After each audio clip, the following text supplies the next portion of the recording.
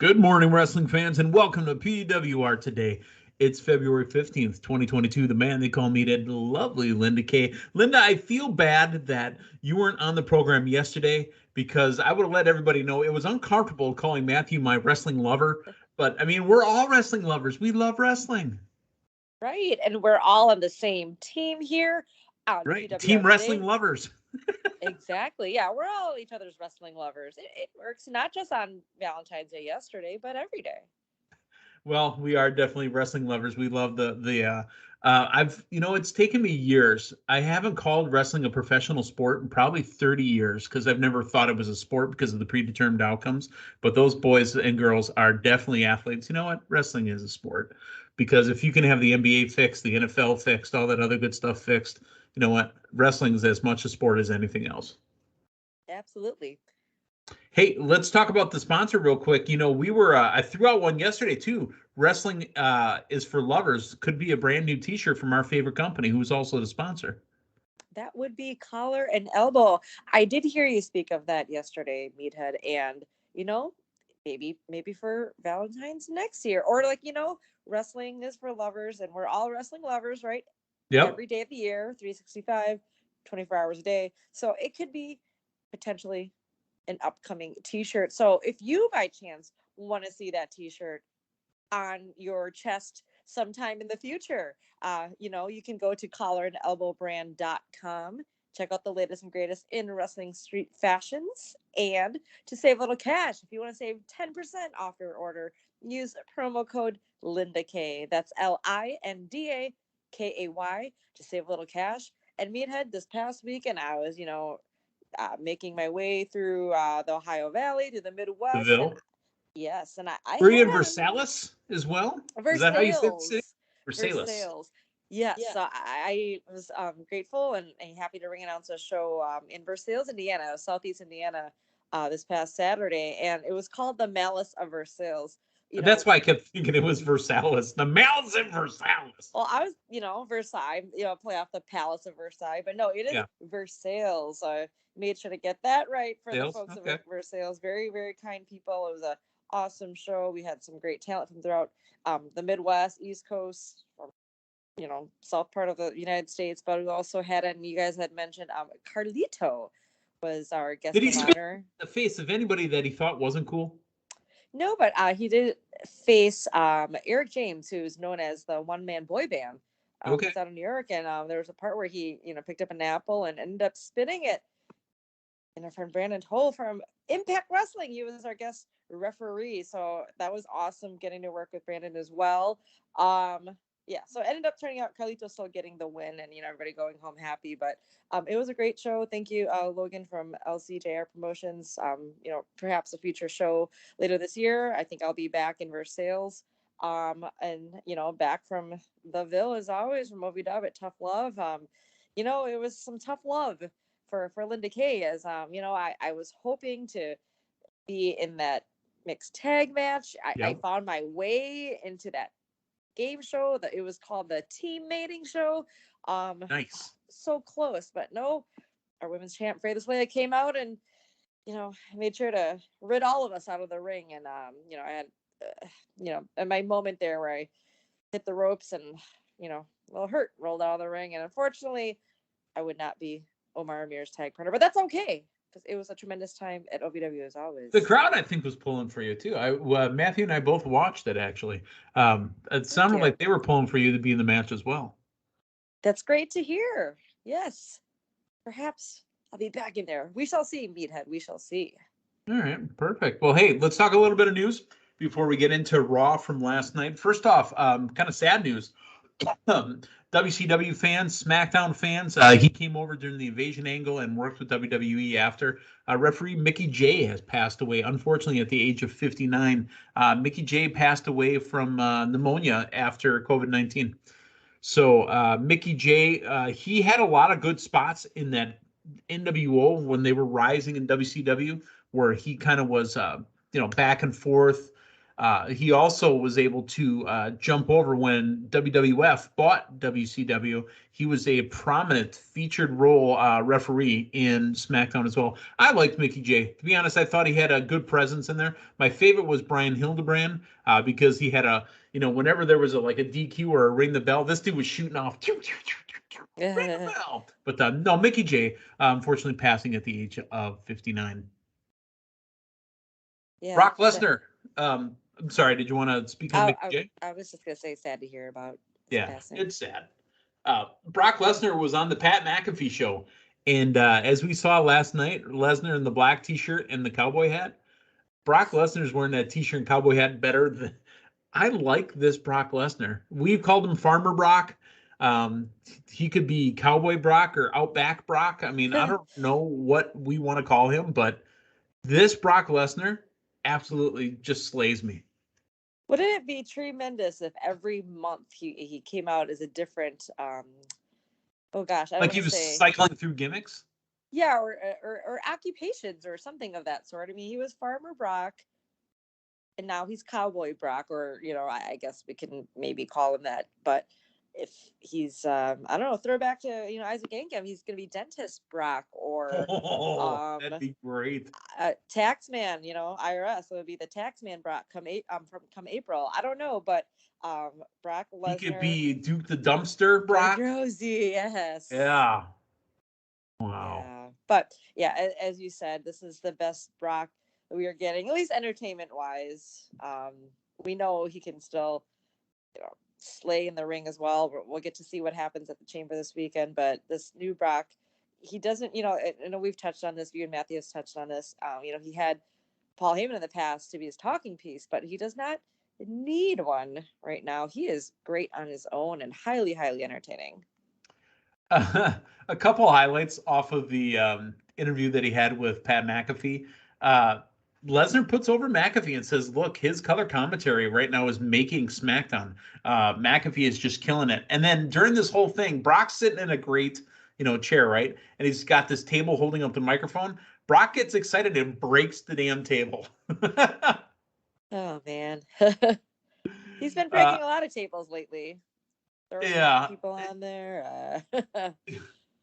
Lesnar was asked about his relationship with Dana White. So to quote, Dana's all right. I've got a lot of money from him. I probably should have gotten paid more, maybe. But, that relationship with UFC seemed to be strained at the end when he left. And I think that, Brock did what he did, and needed to do. Worked WWE, tried out for the Vikings. That didn't work. Then went into UFC, became the heavyweight champion, I think, in 3 matches, right? By the time he had his 3rd match, he was the UFC heavyweight champion. And he defeated Randy Couture for his first championship. Yep. Made a ton of money there. Now, people keep referring to Vince McMahon and Dana White as kind of a spitting image of each other. And Brock had said, quote, I don't know. I can't really compare the two guys. Honestly, my relationship with Vince is so different than it was with Dana over the years. Vince and I have had a love-hate relationship the last 20 years, but it's been good. We've got a lot of water under the bridge. I have a lot of respect for both men. Dealing with Dana, it's just a totally different business approach. So, you know what? Pat being in WWE now, and as you saw last Friday night, Pat was not at SmackDown because he was at the Super Bowl. Pat still has his working relationship with the NFL, and Pat has now a working relationship with WWE. So he's kind of the bridge between the two.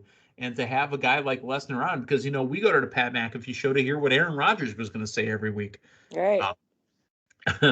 Linda, I do have to ask, side note here. Have you seen some of the memes of Aaron Rodgers, the way he was dressed on Thursday night? The MVP award? At the MVP award, yeah. No, you got to send me those.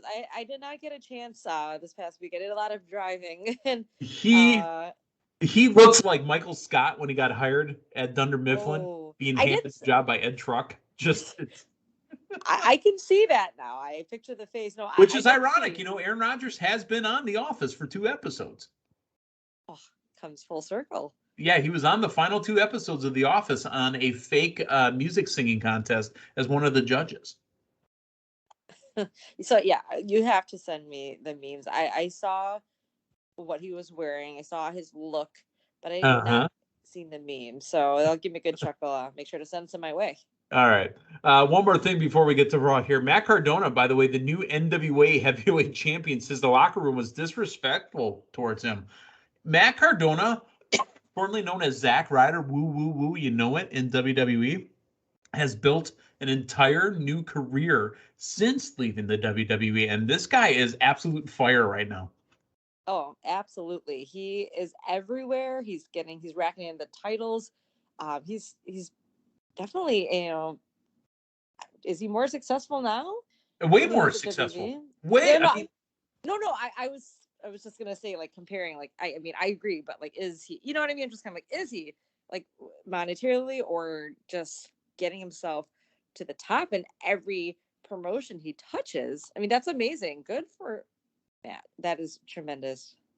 yeah, so excited for Matt Cardona, but Matt Cardona really wasn't a heel, with the exception of being an edgehead when he first kind of came into WWE, hanging out with Edge as body doubles. Hmm. Matt Cardona was always pretty much a face after that, woo, woo, woo, got over with the crowd.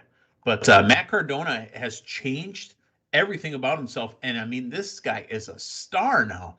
WWE, I don't know, we're going to use Matt Cardona as an example.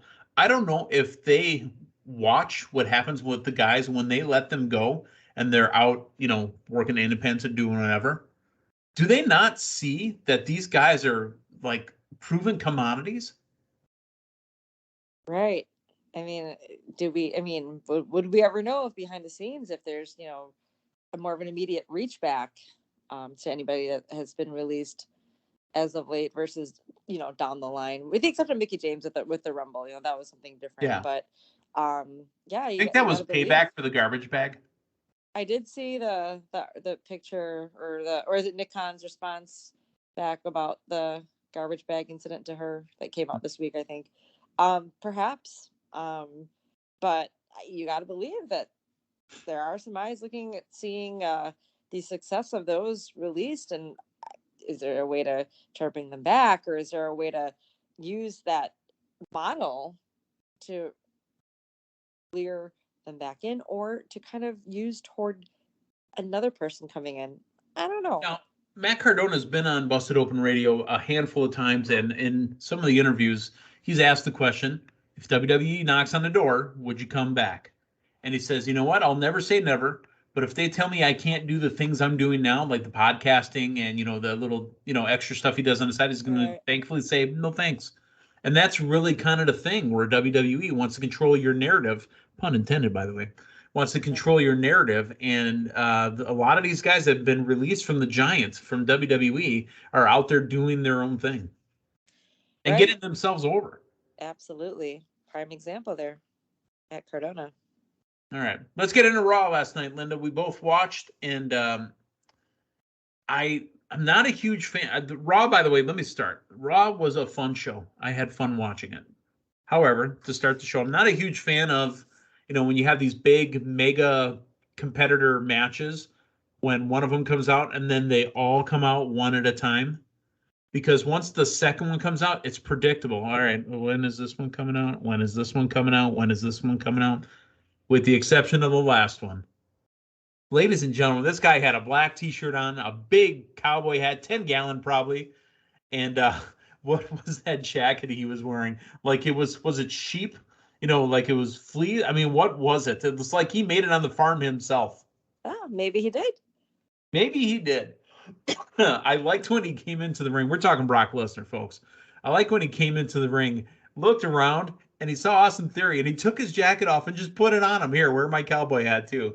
Totally, really, technically, he's just punking him, but it's just so funny.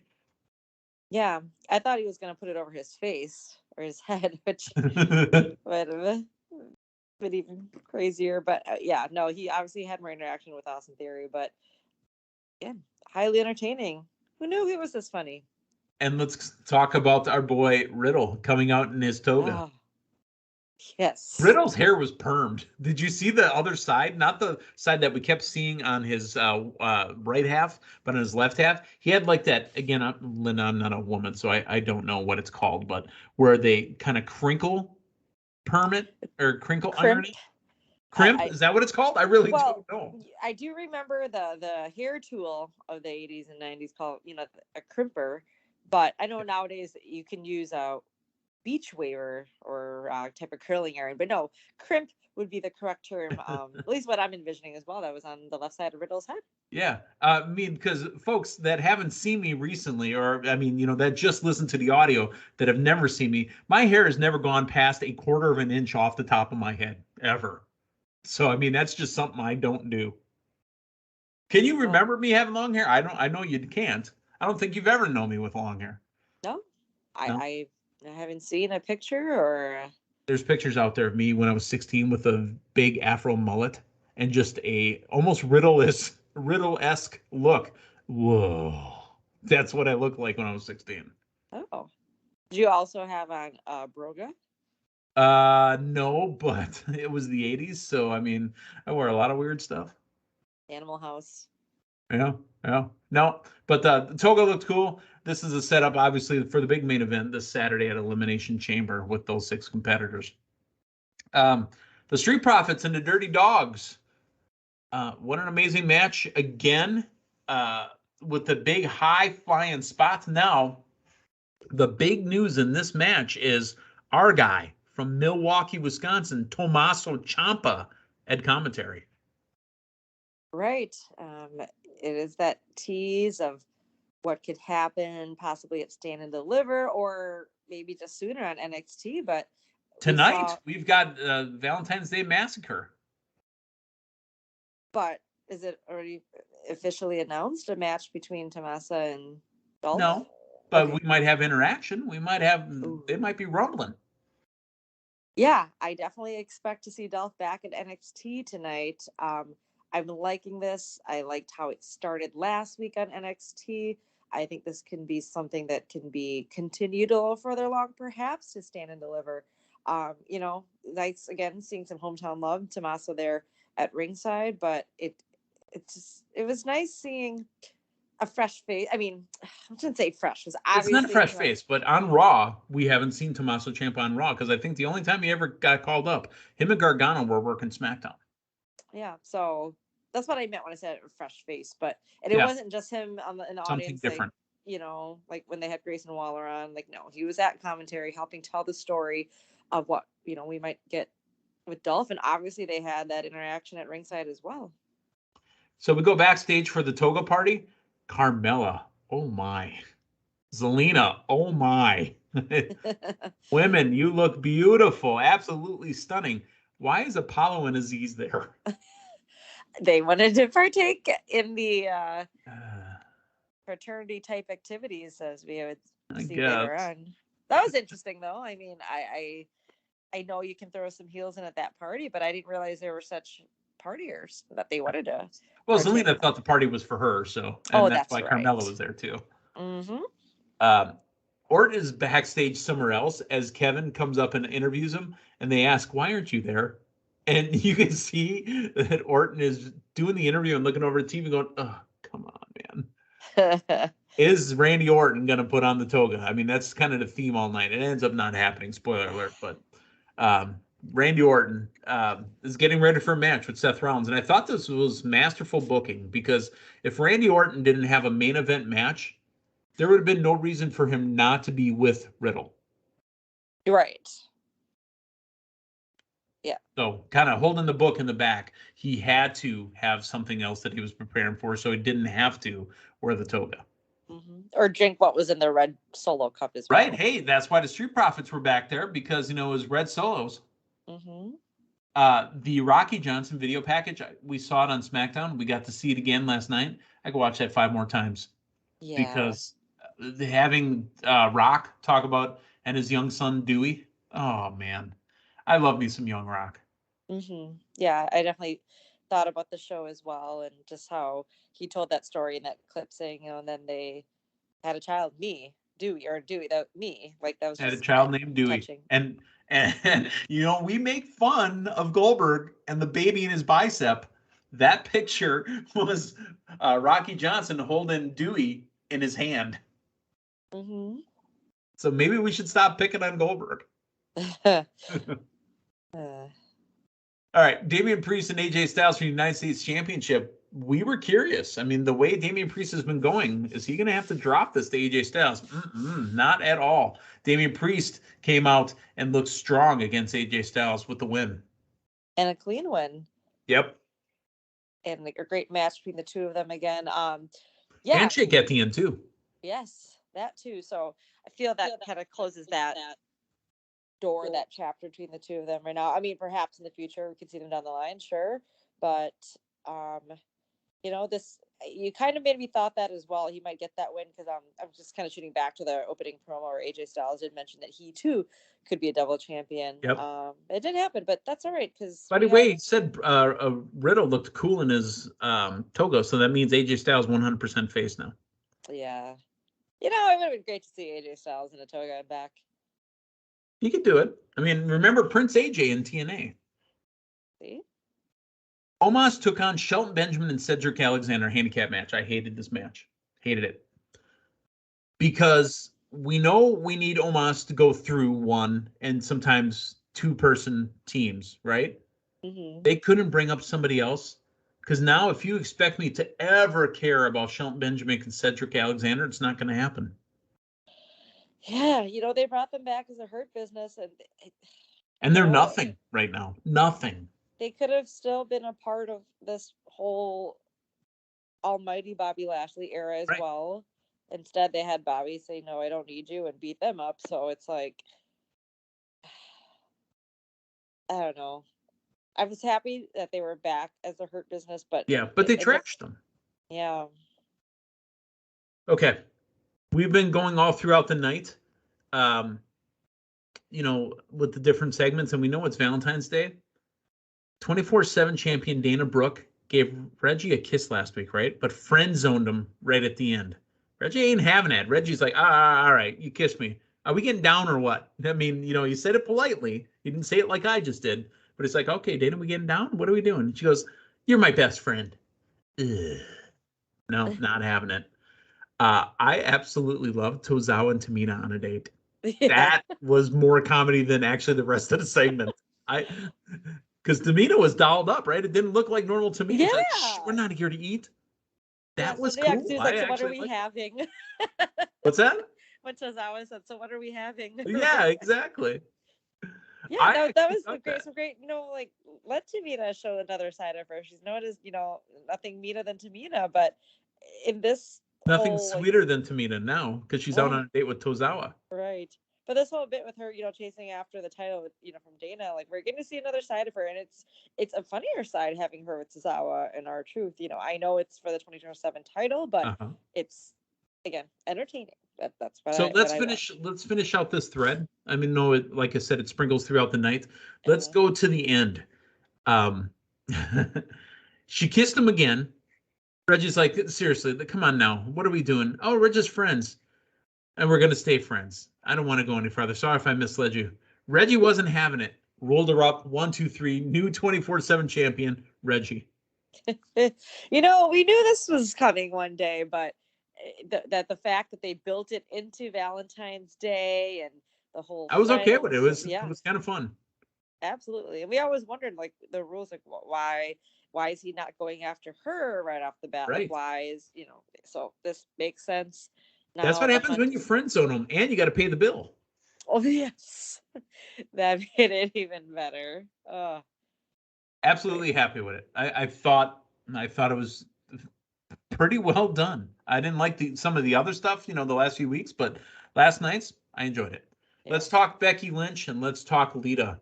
Man, I tell you, every time I hear Lita's song, I want to do the head click at the end before the screaming in the song. Because that song has always been one of my favorites from that era. Becky Lynch came out disheveled. Is that a good word? Disheveled. She says, I'm sorry, go ahead. I was going to say, she says, please don't make me do this to you. Please don't do this to me. Without Lita, there's no Becky Lynch. They don't want to see us, or they don't, you don't want to fight me. They want to see us fight. Don't let them have that. Because if we do, I'm going to end you. I liked it. Right. And I was just going to say that I think that the aim was for her to look disheveled, but she still looks really great to be. She always looks good. Yeah. Come on, Becky's gorgeous. Well. I don't care. Yeah, no, that was great there. I down at the very end, I was hoping that we That did jacket was see. about 4 sizes too big.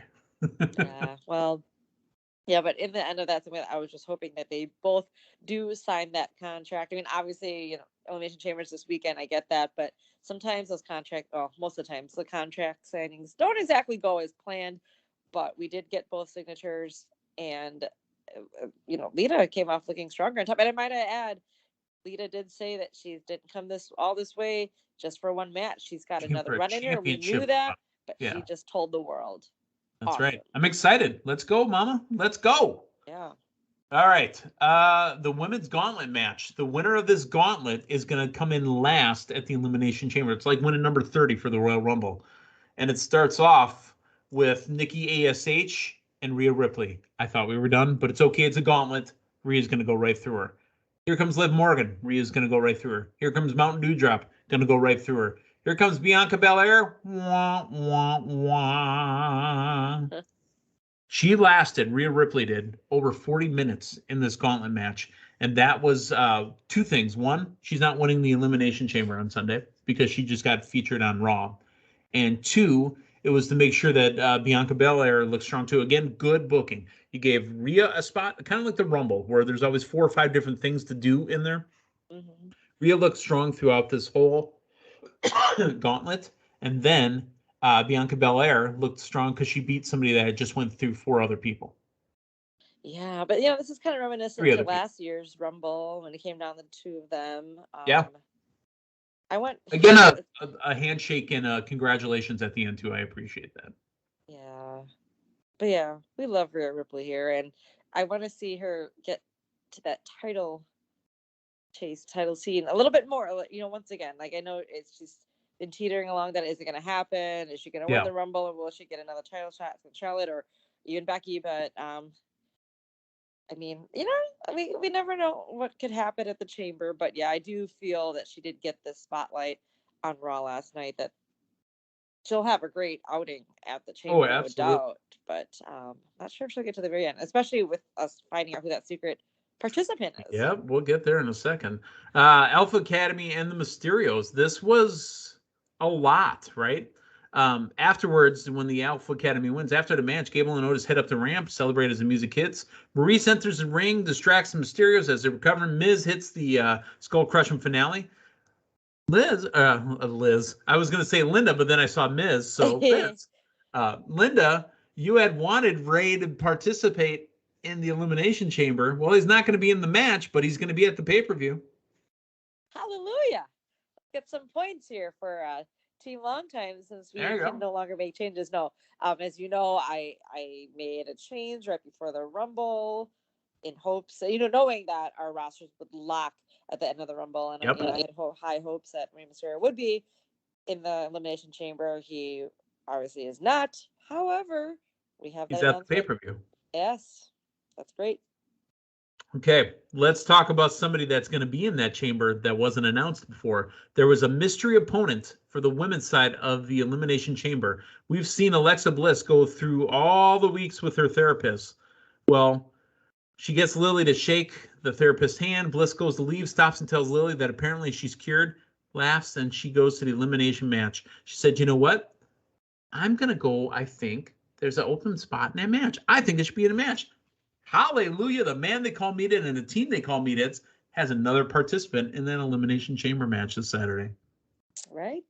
The ironic thing, I was watching that segment and I'm thinking, wait, she's probably going to be the Mr. Oh, she's literally saying it out loud right now. So that's cool. I did originally have Alexa Bliss on Team Long Time. And then she was gone for a while after the incident with Lily. But, you know what? One thing I will say, though, her picture they put for the chamber, she's not looking like the Alexa Bliss with Lily, and now that she's cured. I think she's a mix between the twisted dark Alexa Bliss that used to be with Bray Wyatt and the twisted bliss of Daddy's Little Monster, Alexa Bliss. Okay, I think she's a mix. Yeah, so is Lily still around? I know she told us she's cured. I think she's around. Okay. And I think she may win the chamber. I know. I would hate for that to happen. You know what I mean?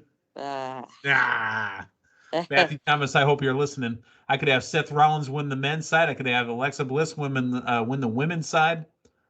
Win the Rumble all you want. It won't matter. Yeah. Let's talk main event.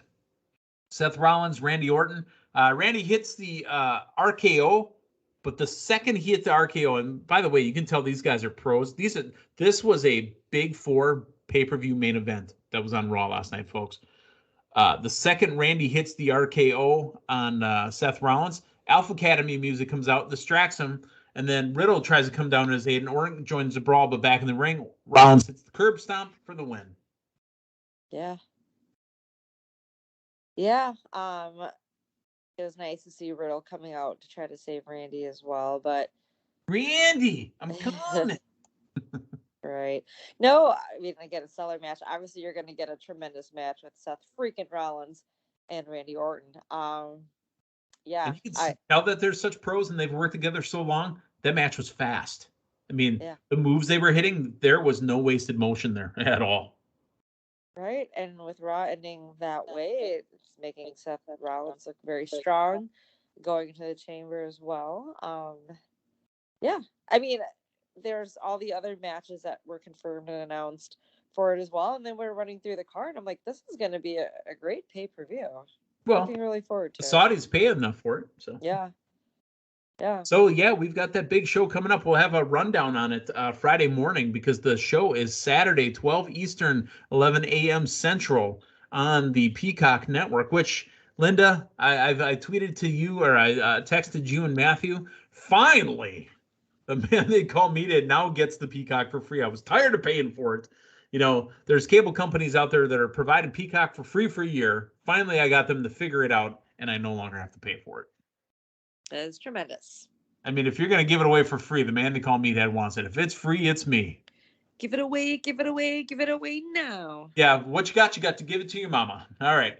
What we got to give you is more wrestling talk tomorrow morning with the man they call Matthew Thomas. So for Linda Kay, the man they call Meathead. Thanks for stopping by. We'll talk to you tomorrow morning. So long, everyone.